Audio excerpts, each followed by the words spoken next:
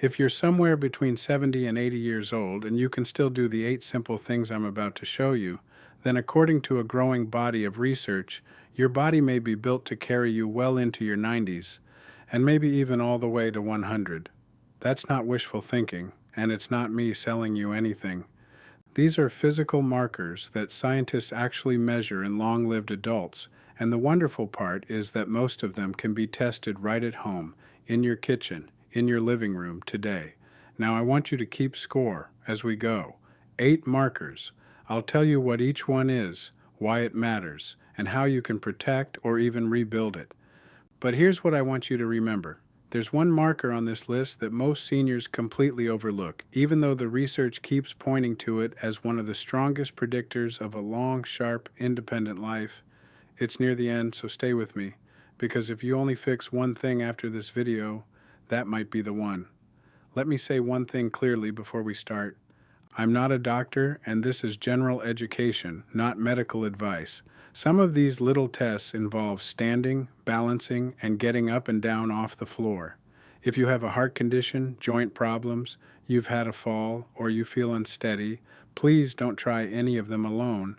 Have someone with you, hold on to something sturdy, or simply watch and learn for now.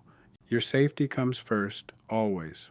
All right, marker number 1, grip strength. This is the one researchers love because it's so simple and so revealing. Studies have found that grip strength in older adults is strongly linked to overall longevity. It's almost like a window into the strength of your whole body. When you can still open a stubborn jar, carry your own groceries, or firmly shake someone's hand, that tells you your muscles and your nervous system are still talking to each other the way they should. A weak grip, on the other hand, has been associated in research with a higher risk of frailty and falls down the road. How do you protect it? You use your hands against resistance, carrying bags instead of using a cart for short trips, squeezing a soft rubber ball or a rolled-up towel. Even gardening counts. The muscles in your hands respond to use at any age, so the simple act of gripping things on purpose can help keep that strength alive. Marker number 2, gait speed. In other words, how fast you naturally walk.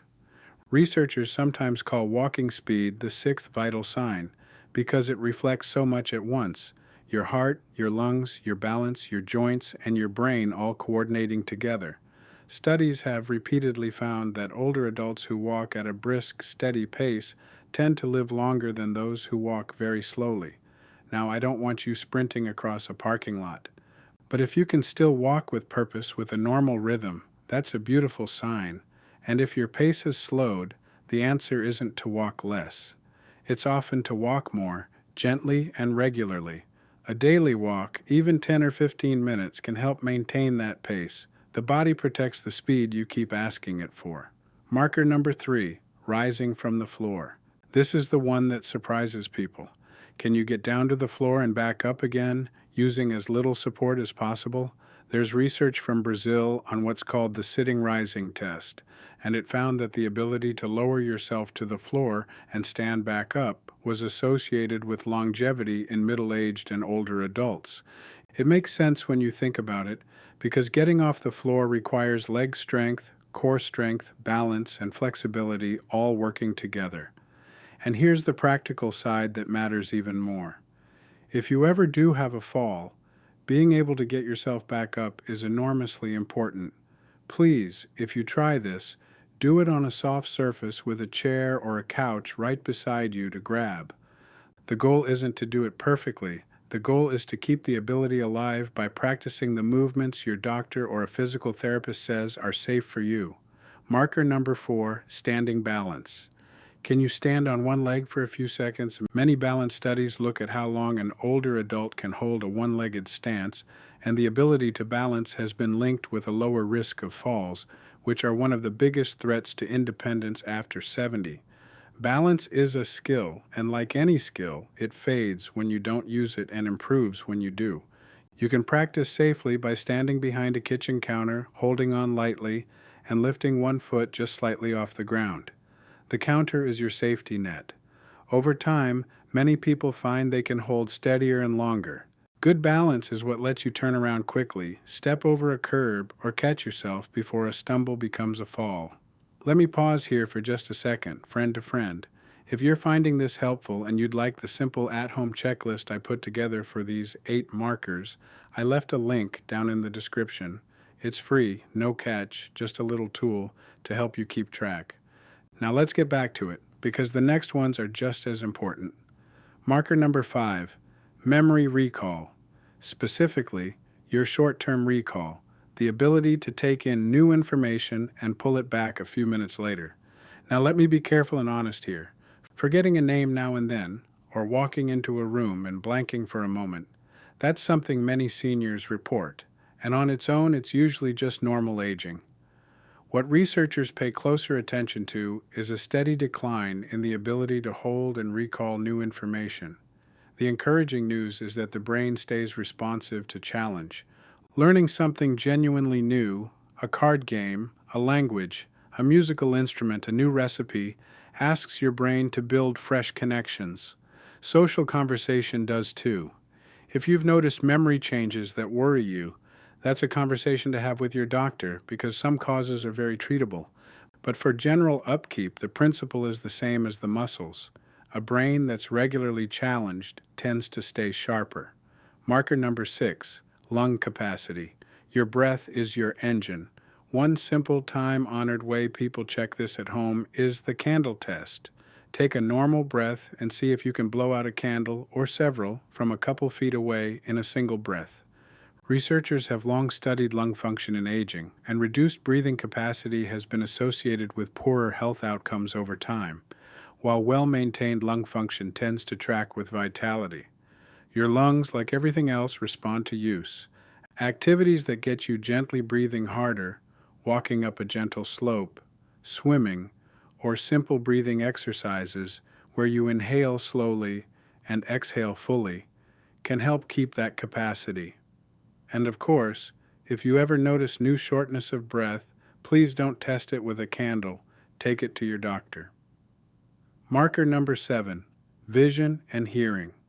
We tend to treat these as minor annoyances, just part of getting older, but the research tells a bigger story. Studies have found that uncorrected vision and hearing loss in older adults are linked not just to falls, but to social isolation and even faster memory decline. Think about it. When you can't hear the conversation at the dinner table, you stop joining in. When you can't see well, you stop going out. Your world quietly shrinks. The good news is this is one of the most fixable items on the entire list. A current eyeglass prescription, cataract care, a hearing checkup, a hearing aid if you need one, these aren't signs of giving up. They're tools that keep you connected to your life, so please don't put off that eye exam or that hearing test. Ask your doctor about it at your next visit. And now we arrive at marker number 8, the one I told you most seniors overlook. Social engagement. Real, regular human connection. I know, it doesn't sound like a longevity marker, it sounds soft, but the research on this is genuinely striking. Large studies have found that strong social connection is associated with longer life, and that loneliness and isolation carry health risks that some researchers have compared to other major risk factors we take very seriously. Connection isn't a luxury for the back half of life. It appears to be a kind of medicine. When you have people to talk to, reasons to leave the house, someone who notices if you don't show up, your whole system seems to do better. Your memory stays sharper from conversation.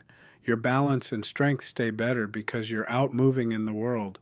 You can see how all 8 of these markers feed each other. So if you found yourself spending more days alone than you'd like, please don't accept that as just how things are now. A weekly phone call you actually keep, a class, a church group, a walking partner, volunteering an hour a week.